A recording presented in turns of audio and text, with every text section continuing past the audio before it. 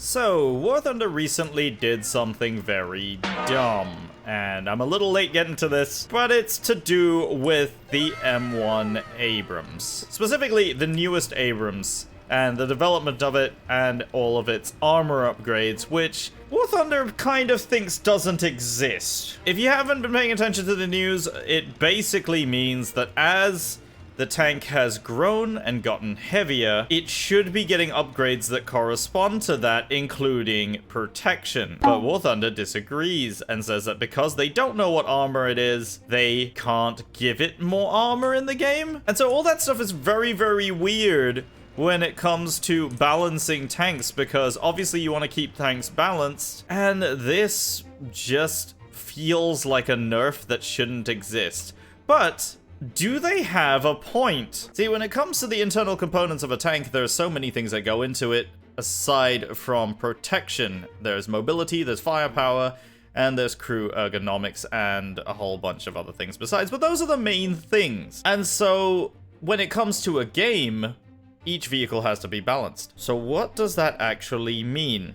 Well, to find out, I have a lineup of M1A2 Abramses. This, of course, is the newest one to be added in the Air Superiority update, which is the M1A2 SEP V2, which you can see from these lovely side armors right here, which look like Centurion shields. And of course, representing the premiums, we have the M1A1 Abrams Clickbait, which is the newest in the premium Abramses, which has a whole bunch of very interesting things attached to it, including a little seat and a whole bunch of MRE boxes. I believe this is supposed to be one used by the US Marine Corps at some point, or something historical to that effect, but it is still an M1A1.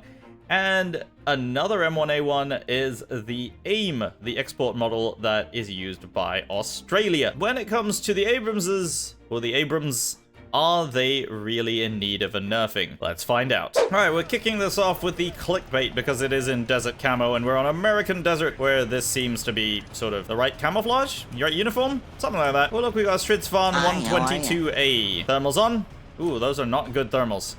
Alright, we don't want to expose our sides. We still have really good frontal armor, especially on that turret. The A1, of course, not being the same as the A2 in that department, but still good enough, I think. Alright, we're gonna switch to the thermals just so I can spot things a little more easily, but it's very blurry. Like, seriously, what am I— oh, I see something! Hang on, I was gonna say, what am I looking at right here, but hello! Okay, well, that was a hit that didn't really do anything, but somebody else got the kill. Now, I do want to point out that when the announcement came that they weren't going to be improving the armor for the Abrams, they did actually improve the rate of fire, and I'm seeing that already. It's very fast. I also like that the engine is not so deafeningly loud in the gunner sight, because it sounds less like a hairdryer in there. Oh, I think I saw the tree move. Or am I seeing things? I do not know. Right.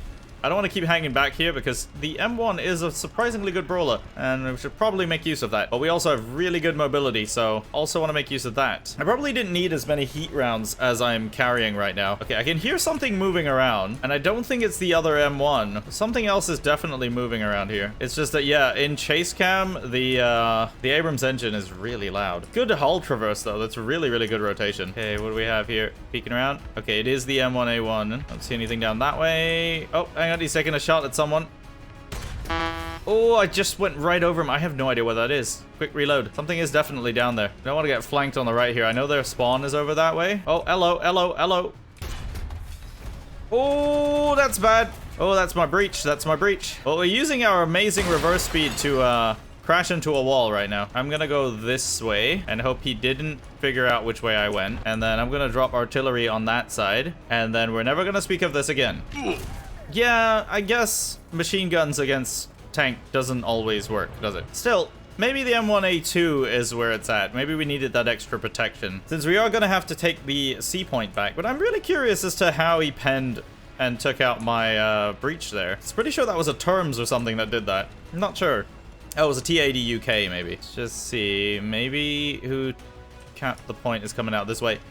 I'm gonna try and get around this side. I gotta tell you really do feel the weight of this thing when you're moving around. It's got a powerful engine, but it's... I wouldn't say it's struggling, because it's not. It's just not as mobile as the A1. Can't quite remember if this has the mine protection as well as the others, but I wouldn't be surprised if it does. Are you alive or are you dead? You're dead. Right. So I have no idea who capped the C point, and somebody else is recapping it, so I think we're okay. I still have one or two concerns, mainly being whatever is over there, which I can see the antenna sticking up of. Potentially. But it is interesting, though, the way people think about Western tanks in this game now. Everyone is so concerned that Western tanks are going to be so badly nerfed that we automatically assume we lose if there are T-Series tanks on the other side, and that just hasn't happened. Very interesting. All right. Oh, we got a helicopter over us. Oh, there he is. Well, he's dead now. It's the US and Germany against Russia and China. Not exactly a good situation for anyone, but they do also have Sweden on their side, so we may see some leopards. And that makes me worry slightly, although I'm not sure I should be. We got good thermals on this one, though, given that it's the A2. But I'm still a little concerned because we don't have the lower hull armor, you know, that big flat bit at the front. But we have mine protection, if that counts for something. All right, I think we got somebody down this road here. Just sort of inching my way over. I don't want to get like too close to that side. Okay, maybe if I go down this way. I'm a little more confident with the sides because I think the armor protection is actually pretty effective. Oh, never mind. There was somebody right there and I didn't hear him. So that's what backups are for. I'm gonna drop some artillery over where there's a bunch of them. I think the LAV is shooting at a helicopter. Never mind, it was shooting at a helicopter. What was that? Oh, it was a Gripen. There was a Gripen with paveways flying around. That's not good. But yeah, I don't think the armor did what I wanted it to do, which is, you know, stop me from dying. It's not good. I would have thought it was a little more effective than that. But again, point blank range, never mind. That wasn't point blank. You ever get that feeling of deja vu? Because I do right now. I think this is the third time I've gotten this map. Not that I'm complaining. I don't actually mind this map all that much. All right, looks like shots fired down the way.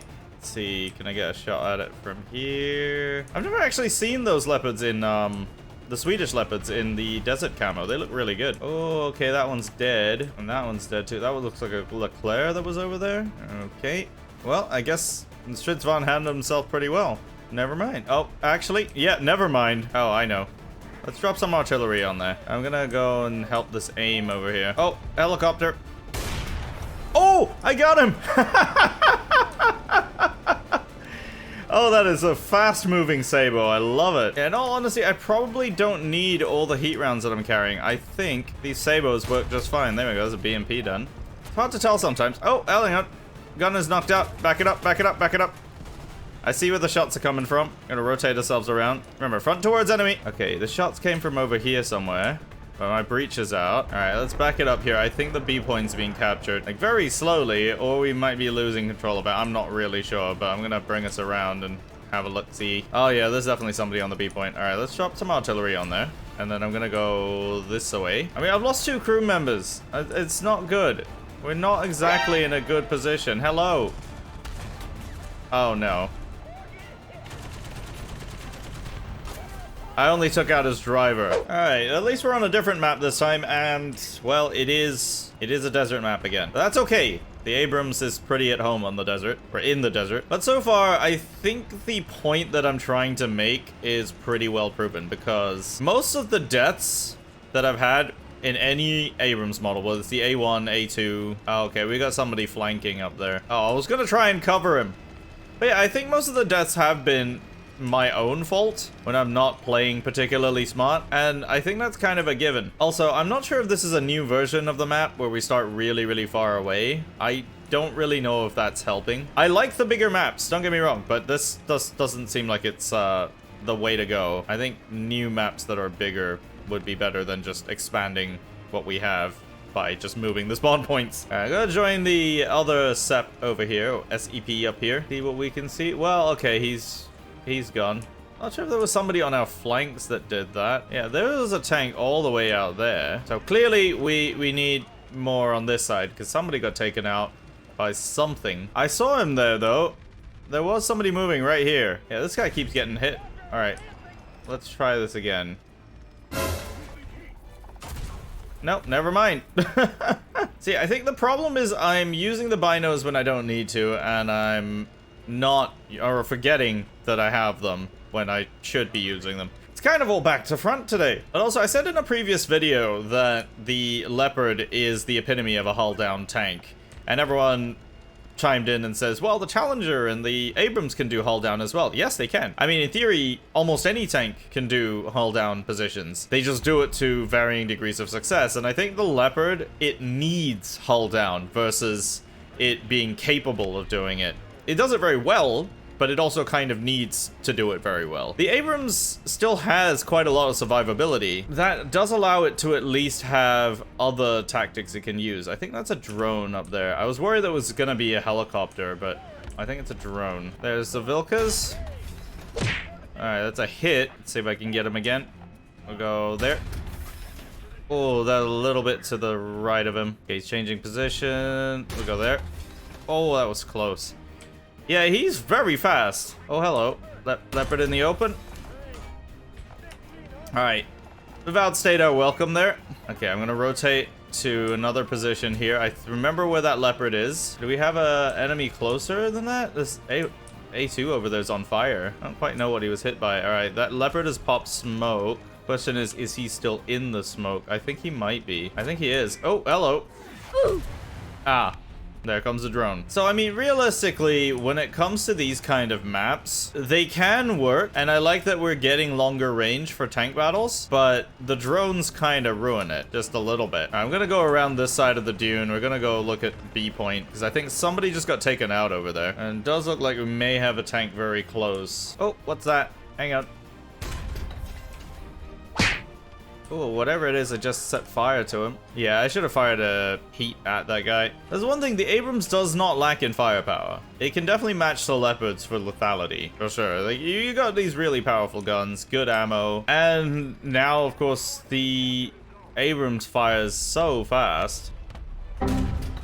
Oops. I didn't mean to shoot the floor. It still bugs me that we can't just change ammo. Like, I can't unload what's already loaded. It just seems like a very weird decision to not let us do that. Considering how long tanks have been in the game, and knowing that all guns can basically be unloaded with maybe a handful of exceptions, this should have the ability to unload that round. Oh, I see where those are coming from. There we go. Knocked out his gun. Get him again. Oh! Oh, he flanked us! Oh, I thought there was somebody down there. I feel like you're in the wrong BR. But it's okay, we welcome everyone. I mean, look, here we are in the snow for a little bit of a change of pace. So, that's always good. Right at the edge of the map, because somebody already got taken out over there. And I want to find out what just happened. I think it's coming from the B point. Or maybe the A point has someone. Okay, we got something over here. There we go. Okay, we have another one. I saw the shot. There he is. Yep. Okay, that's his gun taken out. That's a PL, I think. Polish Leopard.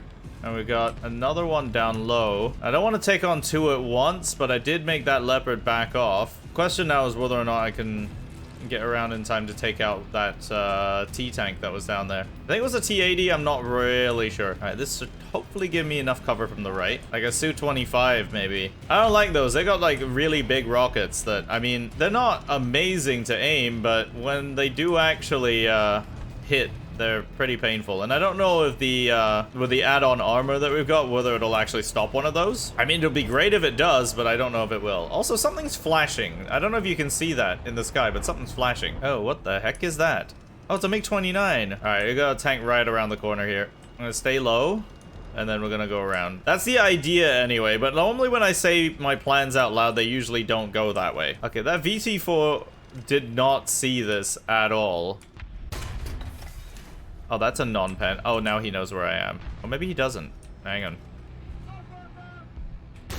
There we go. Alright, let's reset my range real quick. There's something on my left as well. Is the other one dead, or is he just on fire? Yeah, you're dead. Okay, focus on this side. Could be an AA gun. Yep, it is. I'm gonna select heat and fire there. Alright, switch it back to Sabo. I'm gonna pop some smoke, and then we're gonna go off in this direction here. Just because I know what's around the corner there is not friendly at all. And he might choose to drive through that smoke. Yes, he does. Yes, he does. And let's get him. Come on. He's seen me. Yep, okay, he's exposed his position there. And fire.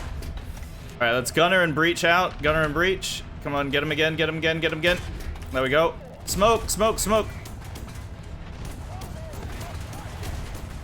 And we're done. Well, you know, 4 kills. I do find it interesting, though, that this particular M1A1 has an infrared countermeasure unit. It's that little box thing right there. Like, just in front of the loader hatch with that rope around it. That's an infrared countermeasure box. And I've just never seen something like that before. Oh, there's a big lighter over there. Oh, hello. Can I hit you? No pen. Okay. That might be too slight of an angle. I did hit it through the, Oh, there goes my track, and I'm through. It's an AMX-30 DCA. That's interesting. I didn't know they could do that. All right, time to take out the last M1 I have for this game. The Aussie Abrams. And probably the worst circumstances, I think. And I think a drone just took out that tank that was next to me. So we're well and truly in a bad spot right now. There's a tank right in front of me. I think he sees me. He's looking right at me. He did try taking a shot.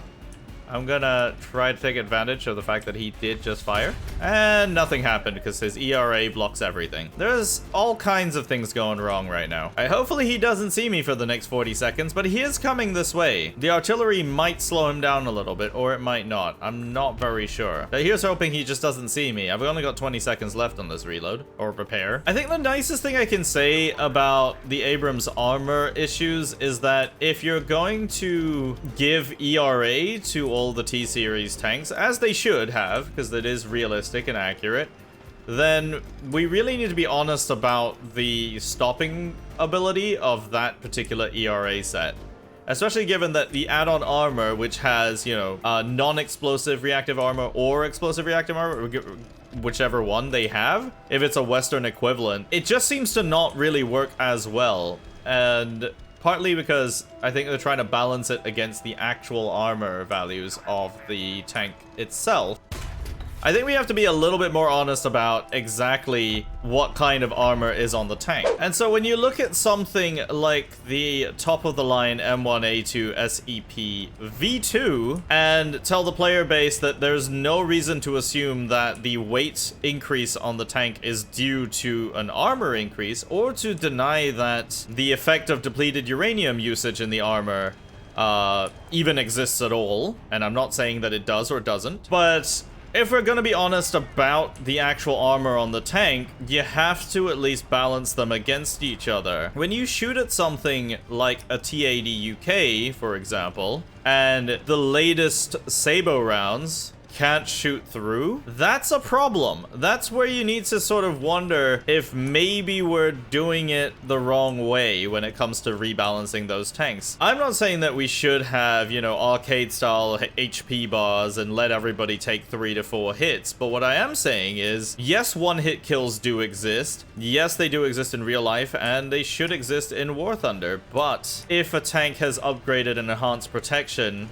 and is known for having that, we should be considering putting that in, even if we may not have all of the facts about it. Because realistically, are you ever going to get the specs of the latest Abrams tanks? No, you're not. You're gonna get all the publicly available information, and you're not gonna get the total armor composition, thickness, and effectiveness. In fact, most of the time, it'll be quoted below what it actually can do. Because the only people who need to know what the armor will protect them against are the people who operate them. And I really don't want that information to be public for the sake of anybody still operating any of these tanks. So for the sake of the game, I think we should be looking at a new way of balancing these tanks. And when it comes to the BRs, I think the rate of fire increase is nice on the Abrams, but it doesn't solve the problem. Firepower was never really the issue with the Abrams. The firepower is what put it on par with something like the Leopard, because they have the same gun and more or less the same ammo, with the exception of the latest DM rounds that the 2A7 has. The Abrams just has no issues with fighting. It has an issue with taking a hit. And, you know, when a tank is meant to spearhead and go, you know, front towards the enemy, you kind of need that armor to work. And of course, as I'm driving around the testing range right now, and you're seeing the tank just have no issues with engaging anything, that's because the test drive tanks are at BRs much lower than you'll actually face. And if we test them against the